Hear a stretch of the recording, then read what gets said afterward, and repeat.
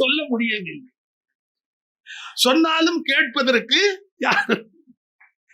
எப்படி பேசுறது? பேசினா உடனே வேற முத்திரை குத்துவாங்க. நீ நாஸ்திக, நீ சமய விரோதி அப்படிம்பாங்க. இல்ல, நீங்க தத்துவங்களை படிக்கல, ஆழமா அந்த நூல்களை கற்கல. ஏன் பாவத்தை புண்ணியத்துல கழிக்க முடியாது, புண்ணியத்தை பாவத்துல கழிக்க முடியாது? இப்ப நீங்க நல்ல காரமா ஏதாவது ஒண்ணு சாப்பிட்டீங்கன்னு வச்சுங்க, ரொம்ப பயங்கர காரமா ஒண்ணு சாப்பிட்டீங்கன்னா உடனே சில பேர் என்ன பண்ணுவாங்க, நாக்கெல்லாம் எரியுது, ஒரு லட்டு கொண்டா, ஒரு ஸ்வீட்டை சாப்பிட்டுக்கிறேன் அப்படின்னு. நல்லா கவனிச்சுக்கங்க. இதை சாப்பிட்டுட்டீங்கன்னா உங்களுக்கு ஏதோ சமாதானம் ஆயிட்ட மாதிரி தெரியும். அதாவது காரத்தை இந்த ஸ்வீட் போய் சமப்படுத்திட்டு தான் தெரியும். கிடையவே கிடையாது. காரத்தால் குடல் வெந்து போகிற துன்பமும் உங்களுக்கு உண்டு, இனிப்பால் சர்க்கரை உடம்பில் கூடுகிற துன்பமும் உங்களுக்கு உண்டு. உங்கள் மனம்தான் உங்களை ஏமாற்றியதை ஒழிய மருத்துவ பரிசோதனை ஏமாற்றாது. காரத்தால் உங்களுக்கு அல்சர் வரும், இனிப்பால் உங்களுக்கு சர்க்கரை வரும்.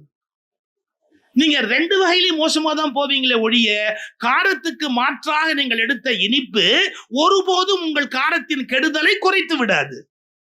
அதுபோல் நீங்கள் உங்கள் விருப்பங்கள் போல் பாவம் செய்துவிட்டு பிறகு நான் கோயில் கும்பாபிஷேகத்துக்கு காசு கொடுத்தேன், நான் தேருக்கு காசு கொடுத்தேன், நான் அர்ச்சனை செய்தேன், நான் இப்படி செய்தேன் அப்படி செய்தேன் என்றால் அது மதங்களில் மன்னிக்கப்பட முடியாது. காரணம், அந்தந்த பாவத்துக்கு உரிய தண்டனைகள் தனியாக தரப்படும், புண்ணியங்களுக்குரிய இன்பங்கள் தனியாக தரப்படும். இந்த கூட்டல் கழித்தல் கணக்கே கடவுளுக்கு தெரியாது. ஒன்றை ஒன்றிலிருந்து கழிக்கிற கணக்கு கடவுளுக்கு வராது. ஏன் சார் வராது அப்படின்னு கேட்டா, இப்ப மட்டும் நான் சொல்றதை நீங்க புரிஞ்சுக்கிட்டீங்கன்னு வச்சுக்கோங்க, தப்பிச்சிருவீங்க. நிஜமாவே நாம பண்ணின புண்ணியத்தை பாவத்திலேயோ பாவத்தை புண்ணியத்திலேயோ கழிக்கலாம்ங்கிறது கணக்கா இருந்தா நாம வாழ்நாள் முழுக்க வெறும் பாவத்தை மட்டும்தான் வச்சிருப்போமே ஒழிய நாம பண்ண புண்ணியம் தமாத்துண்டு. இப்ப எப்படி இருக்குன்னு கேட்டா, புண்ணியத்தோட சந்தோஷம்னு ஒண்ணு கொஞ்சம் இருக்கு, இலையில ஒரு ஓரமும் அல்வா இருக்கிற மாதிரி. பாவத்தோட தண்டனையும் நமக்கு ஒரு பக்கம் உட்கார்ந்து இருக்கு, புள்ளையாவே வந்து பிறந்திருக்கு. எது? பாவம் கைகால் முளைச்சு புள்ளையாவே வந்து பிறந்திருக்குது. நீங்க கொஞ்சம் யோசிச்சு பாருங்க. பாவத்துக்கான துன்பங்கள் எல்லாம் அப்படியே இருக்கும், புண்ணியத்துக்கான இன்பங்கள் எல்லாம் அப்படியே இருக்கும். இதை நம்ம படிக்கிறது இல்லை, கவனிக்கிறது இல்லை. எனக்கு இப்ப ரயில்ல இன்னைக்கு வரும்போது பொழுது போலையேன்னு சொல்லிட்டு ஒரு பழைய படம் ஒண்ணு, அது என்ன படம்னா விக்டோரியா அண்ட் அப்துல் அப்படிங்கிற ஒரு பழைய படம். அது வந்து விக்டோரியா மகாராணி இருந்தா, உலகத்திலேயே அதிக நிலப்பரப்பை ஆண்ட அரசி அவதான். எவனுமே அவளுடைய கையில இருந்த அளவு நாட்டின் பரப்பு உலகத்துல யாருக்கும் கிடையாது. விக்டோரியா மகாராணி, அவளுக்கு 9 புள்ள, ஒரு புள்ள 2 புள்ள இல்ல, 9 புள்ள அவளுக்கு. ஆனா ரொம்ப இளமையில கணவனை பறி கொடுத்தா. கணவனை பறி கொடுத்ததுக்கு அப்புறம் வாழ்க்கை அவளுக்கு வெறுமையாயிடுச்சு. 9 பிள்ளைகள் மேலேயும் அவளுக்கு பாசம் உண்டு, அதெல்லாம் ஒண்ணும் குறைவில்லை. பல நாடுகளுக்கு அவ அதிபதி, எப்ப பார்த்தாலும் விருந்து பாராட்டு என்னெல்லாமோ நடக்கும், அவளுடைய அரண்மனையில எல்லாமே நடக்கும்.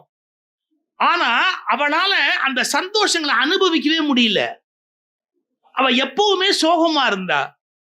இங்க டாக்டர்ஸ் உடைய கணக்குப்படி she undergone depression அப்படிங்கிறா, பயங்கரமான டிப்ரெஷனுக்கு போயிட்டா அப்படிங்கிறா விக்டோரியா மகாராணி. கொஞ்சம் யோசிச்சு பாருங்க. இந்த உலகத்தில் பணம் மட்டுமே உங்களுக்கு மகிழ்ச்சியை கொடுத்து விடும் என்றால், இந்த உலகத்தில் யாருமே ஆளாத நிலப்பரப்பையும் யாருமே வைத்திராத தங்க வைர வைடூரியங்களையும் வைத்திருந்த விக்டோரியா மகாராணியால் மகிழ்ச்சியாகவே இருக்க முடியவில்லை. அதை எப்ப சொல்றாவ? பின்னாடி சொல்றா. கொஞ்சம் பேசுவது கஷ்டம், இருந்தாலும் நீங்க பொறுத்துக்கங்க. அதன் பிறகு அவளுக்கு ஊழியம் செய்வதற்கு ஒருவரை நியமிக்கிறாங்க, ஒரு ஆண். அந்த உறவு எப்படிப்பட்டதுன்னு எல்லாம் நம்ம விளக்க முடியாது. நட்பா, அன்பா, காதலா, அதெல்லாம் சொல்ல முடியாது. அது ஒரு மாதிரியான நட்பு விக்டோரியா மகாராணியோட. அந்த ஒரு 7-8 வருஷம் கொஞ்சம் மகிழ்ச்சியா இருக்கா. மறுபடியும் பிறகு அவரே இறந்து போயிட்டாரு. இனிமே யாராவது அந்த அம்மாவுக்கு சர்வீஸ் பண்ண வருவானா? வரவெல்லாம் போயிடுறான். அப்ப என்ன ஆகுறது? அவனும் போயிட்டான். இந்த காலகட்டத்தில் இந்தியாவை அடிமைப்படுத்துகிறார்கள். அப்ப இந்தியாவை அடிமைப்படுத்தி இந்தியாவுடைய எம்ப்ரஸ் அப்படின்னு விக்டோரியா மகாராணிக்கு பட்டம் கட்டுகிற அந்த தர்பார், அந்த விழா நடக்குது. ஆனா அவளால வர முடியாது, முதுமை, அவளுக்கு முதுமை வந்துருச்சு, கொஞ்சம் 80 வயசுக்கு மேல ஆயிப்போச்சு. கப்பல்ல இந்தியாவுக்கு வர முடியாது. அதனால அவன் என்ன பண்றா, அந்த விழாவெல்லாம் நல்லா நடத்துங்க, நான் வர முடியாது ஆனா நல்லா நடத்துங்க அப்படின்னு. இந்த விழா முடிஞ்ச உடனே இந்தியா சார்புல ஒரு காயின் வெளியிடுறாங்க. அதாவது விக்டோரியா மகாராணி இந்திய நாட்டினுடைய எம்ப்ரஸ் ஆயிட்டா அப்படிங்கிறது. இதை கொண்டு போய் ஒரு இந்தியர்களை விட்டே கொண்டு போய் அவளுக்கு கொடுக்க சொல்லணும்னு 2 அடிமைகளை இங்க தயார் பண்ணி இங்க இருந்து அழைச்சிட்டு போறாங்க. அந்த அடிமைகளை என்ன சொல்றாங்க, நீங்க அந்த அம்மா கிட்ட அதை கொடுத்துட்டு வணங்கிட்டு பின்னாடி வந்துடணும், பேசக்கூடாது, நேருக்கு நேர் பார்க்க கூடாது, ஐ கான்டாக்டே இருக்கக்கூடாது, எல்லாம் சொல்லிதான் அனுப்புறாங்க எப்படி இருக்கணும் அப்படின்னு. ஆனா விபரீதமா என்ன நடந்து போச்சு, இந்த அப்துல் அப்படிங்கிறவர் கொண்டு போய் அதை கொடுத்த போது அறியாம அந்த விக்டோரியா மகாராணி அவனை நிமிர்ந்து பார்த்தான். அவனும் பார்த்துட்டான், இப்படி திரும்பி ஒரு பார்வை பார்த்துட்டான். அது என்ன ஏது என்ன மாயம்னு தெரியல இப்படின்ட்ட. அதுக்கப்புறம் அவன் யாரு என்ன ஏது எல்லாம் விசாரிக்கிறா. இவன் எனக்கு அசிஸ்டண்டா இங்கே இருக்கட்டும் இருந்தான். அவளுக்கு விதவிதமா சமைச்சு கொடுத்தான். அவளுக்கு வாழ்க்கை வெறுமை, அவங்கிட்ட கண்ணீர் விட்டு எழுதிருக்கிறா. நான் வைத்திருக்கிற அளவு சொத்து உலகத்தில் யாரிடத்திலும் இல்லை, நான் கண்ணீர் வடிக்கிற அளவு இந்த உலகத்தில் கண்ணீர் வடிப்பவர் யாரும் இல்லைங்கிற. இது என்ன கொடுமை, நான் வைத்திருக்கிற அளவு சொத்து இந்த உலகத்தில் யாரிடத்திலும் இல்லை, நான் கண்ணீர் வடிக்கிற அளவுக்கு இந்த உலகத்தில் வேறு யாரும் இல்லை, எப்போதும் நான் தண்டிக்கப்பட்டிருக்கிறேன், 9 பிள்ளைகளுக்கு தாய், பல கோடி மக்களுக்கு மகாராணி, இந்த அரண்மனையில் இல்லாததே இல்லை, ஆனால் ஒன்று இல்லை, என் மனதில் மகிழ்ச்சியே இல்லை. என்ன நம்ம புரிஞ்சுக்கிறது, இந்த அப்துலுடைய ஃப்ரெண்ட்ஷிப் அவளுக்கு கிடைக்குது. அந்த ஃப்ரெண்ட்ஷிப்பை அவ என்ன பண்ண ஆரம்பிச்சுட்டா, கொண்டாடினா, நீ எனக்கு உருது கத்து கொடு அப்படின்னா அவனோட சேர்ந்து வாக்கிங் போவா. அவ எங்க வெளியில போறதா இருந்தாலும் இவர் அழைத்து கொண்டு போவா. உங்களுக்கு தெரியும், ஊர் கிசு கிசு பேசாதா, ஊர் கிசு கிசு பேசாதா, பேசிச்சு. அரண்மனை ஸ்டாஃப் எல்லாருமே அவகிட்ட போய் என்ன சொன்னாங்க, நாங்கள்லாம் இதை விரும்பல, ரொம்ப கன்றாவியா இருக்கு, எல்லாரும் அவளை கண்டிக்கிறாங்க. See, I am the empress, நான் தான் இந்த அத்தனைக்கும் சக்கரவர்த்தினி, நான் என்ன முடிவு செய்கிறோனோ அதை மாற்றி யாரும் இங்கே பேச முடியாது, உங்களுக்கு விருப்பம் இல்லை என்றால் எல்லோரும் வெளியேறலாம் என்று அந்த ஒற்றை மனிதனுக்காக அரண்மனை முழுவதையும் அவள் பகைத்து கொண்டாள். நீங்க என்னன்னு சொல்லுவீங்க, நான் அந்த கதையை சொல்றது இப்ப என்னுடைய நோக்கம் அல்ல.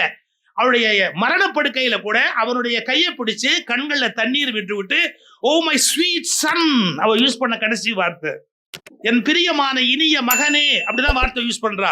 ஓ my sweet son, I have to leave, நான் இப்போது கிளம்பி ஆக வேண்டும் அப்படின்னு. அப்ப அவன் சொன்னா, நீங்கள் இதைவிட ஒரு நல்ல உலகத்துக்கு தான் போக போகிறீர்கள் அப்படின்னு நான் நம்புகிறேன் அப்படின்னா. நான் இந்த காட்சியெல்லாம் எதுக்கு சொல்ல வர்றேன், பணம் வந்துட்டாப்ல, பதவி வந்துட்டாப்ல, பவர் வந்துட்டாப்ல ஒரு மனுஷன் ஏன் திருப்தியா இருக்க முடியல, எல்லாம் தான் அடைஞ்சாச்சு, 9 புள்ள பெத்தாச்சு, எல்லாம் தான் இருக்கு. இன்னைக்கு தெரிஞ்சுக்கங்க, இவைகள் எல்லாம் இல்லாமல் கூட மிக மகிழ்ச்சியாக வாழ்கிற மனிதர்கள் எவ்வளவு பேர் இருக்காங்க தெரியுமா? இதுல எதுவுமே இல்லாம ஆனா மகிழ்ச்சியா வாழ்ற மனிதர்கள் எவ்வளவு பேர் இருக்காங்க தெரியுமா?